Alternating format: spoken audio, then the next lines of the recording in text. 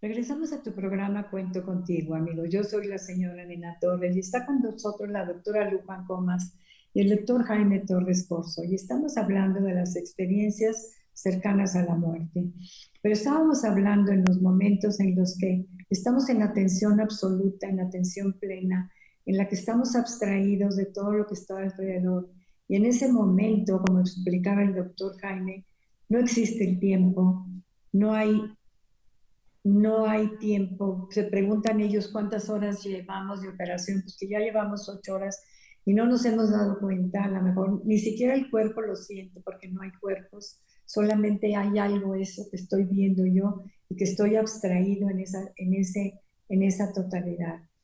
Eso dice la doctora y yo también lo creo, es una meditación, es una manera de abstraerse del mundo y es conectarse con la esencia, con lo que somos. Entonces estábamos en esa plática que nos tenía el doctor muy embebidos, que ni cuenta nos damos que hay comerciales. Y entonces pues en apuros, ¿verdad? Entonces, ¿qué piensas, doctora, de eso que nos platica el doctor? Totalmente. Cuando uno está en lo que le gusta, en lo que tiene la responsabilidad y en la concentración, estás fuera de espacio y de tiempo. El tiempo es longitudinal. Hay un pasado, hay un presente y hay un futuro. Pero cuando estás en esos estados, que estás en tu ser, estás en vertical. Para mí, Es estás no fuera de tiempo, espacio y de tiempo. Ujú. es no tiempo, ¿verdad? Sí. Bueno, pues ahora les quiero preguntar algo a los dos. No sé quién quiera contestar primero. ¿Cómo se distingue desde la medicina una experiencia cercana a la muerte de una alucinación o delirio? A ver, doctora. Para mí, una experiencia cercana a la muerte en las que estudiamos nosotros, porque ya digo que hay diferentes experiencias cercanas a la muerte por otras causas que no sean un paro cardíaco. Cuando hay un paro cardíaco, tienes esa experiencia fuera de tu conciencia local, lo que estamos hablando de aquí.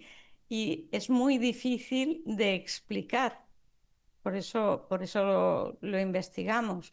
Pero ocurre.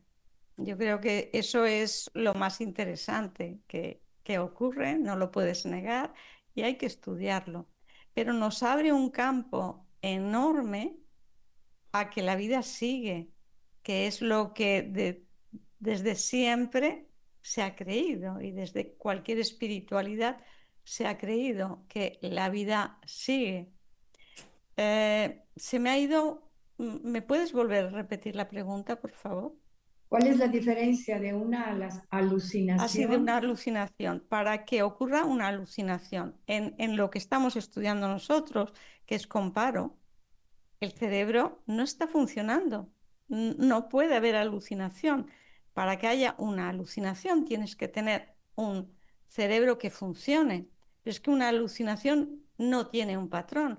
Y estas estructuras de las ECM tienen a lo largo del tiempo de las culturas y de siempre hay una estructura, hay unos ítems que se han clasificado como la escala de Grayson, que son 16 ítems, pero pueden tenerlos todos o menos, en un grado mayor o menor, pero están dentro de una escala y se repiten y en una alucinación no. Y para mí lo más importante es que cambian de vida, que es lo que decíamos antes, de sentido de la vida, de significado de la vida. Y en una alucinación no. Y además no quieren oír hablar de ella ni repetirla. Bueno, es mi opinión. ¿Qué opina el médico? Sí, totalmente de acuerdo. Yo me iría al libro de Bloom y Posner de neurología que se llama Coma, en el cual habla de los diferentes estadios que tiene el estar despierto. Nosotros le llamamos estado de alerta o de despierto, en donde puede haber conciencia o no conciencia. Yo puedo estar en alerta cuando estoy consciente de que quién soy y de mi alrededor. Pero hay otros estados en donde este estado de alerta se pierde. O sea, por ejemplo, un tomador o un drogadicto en estado de agitación, pues es un paciente que está despierto, pero mucha de su conciencia está alterada.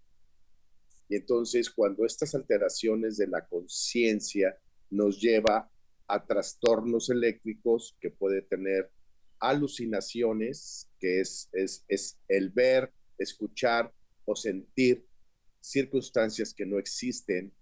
Puede haber ilusiones o desilusiones, que es la deformidad de una realidad, etcétera. Pero requiere de un cerebro funcional. Funcional en el sentido, inclusive en el delirio, en el estado de confusión de un viejito que se confunde en diferentes circunstancias. Él puede tener alucinaciones, es muy común en los viejitos que tengamos alucinaciones, pero son cerebros que ya tienen cierto grado de confusión, de cierto daño en su estado de conciencia, no en su estado de despierto, porque el viejito está despierto y te dice, es que vi angelitos y vi esto, y muy tranquilos. Está teniendo alucinaciones visuales, que eso hay que tratarlas, pero ya son por trastornos eléctricos. Como dice la doctora, el cerebro es funcional en las alucinaciones. En lo que estamos platicando, no hay un cerebro funcional. Muy bien. Entonces, doctora, ¿qué tipo de instrumentos clínicos o instrumentos utilizas para verificar una experiencia cercana a la muerte? Bueno, Que lo no se que se confunda, ¿no? utiliza, Que no sea un producto de la química o de la química del cerebro. lo que se utiliza, lo que hacemos en un control, pues tiene que tener un electrocardiograma, tiene que tener una frecuencia cardíaca, una tensión arterial, una... El electroencefalograma, cuando hay un paro, no suele haber porque es muy raro que coincida que le estén haciendo una prueba y un electroencefalograma para que tengamos la demostración de que el cerebro no está funcionando. Pero hay muchos casos que sí. Lo único es que ya se sabe que cuando el corazón deja de latir a los pocos segundos, el cerebro deja de recibir sangre y cae en inconsciencia. Por otras mediciones se ha sabido. Pero tenemos todos los datos que pueda haber en un quirófano, todos los datos que pueda haber en un sistema de reanimación en un hospital con todas las analíticas, el oxígeno, la PCO2, el bicarbonato, etcétera, todo lo que tenga. Y todo eso es lo que nosotros vamos apuntando en un cuaderno de recogida de datos que es electrónico, que nos ha cedido la Universidad de Vanderbilt y se va teniendo todo el registro de todo y el registro de la historia. Y posteriormente se hace una monitorización para ver que lo que haya en el cuaderno de recogida de datos coincide con los datos recogidos de la historia. O sea, no es que vayamos a aceptar que los datos del cuaderno de recogida de datos sean fiables si no hay alguien que monitorice que aquello es lo mismo que está en el cuaderno y que no es inventado, para darle mayor seriedad. No sé si te he respondido eso. Es que es lo que hay. Hay un respirador, hay todas las tomas que puede haber en una reanimación, los sueros, los catéteres. No sé exactamente qué es lo que querías decir. Pues sí, más o menos está bien así, pero ha habido casos en los que el paciente puede describir con detalle hechos o conversaciones ocurridas mientras estaba clínicamente, entre comillas, muerto. ¿Cómo lo han validado científicamente? Eso ocurre. Didi. Mira, un caso que el paciente entró en paro antes de que empezasen a abrir el tórax y el bisturí se cayó al suelo y el bisturí, pues pidieron uno estéril, no había ningún estéril y tuvieron que llevarse el bisturí a esterilizar. El paciente, cuando volvió en sí, etcétera, estuvo describiendo todo lo que había pasado. Él no tenía por qué saber que es un bisturí eléctrico, que se había caído, que lo habían tenido que mandar a esterilizar, que no había ninguno de repuesto. O sea, te dicen cosas que han ocurrido y que lo pueden constatar la gente que estaba ahí. Y hay muchos casos y es muy interesante porque piensan y porque recuerdan. Imagínate que pueden pasar 40 años y la persona recuerda exactamente palabra por palabra lo que vivió, cómo lo vivió y además con el sentimiento y se te pueden poner a llorar en el momento. Es una vivencia que no se olvida. Muy bien, pues vamos a hacerle una pregunta al doctor, una pregunta que no la va a pensar muy bien y que no me la va a contestar ahorita.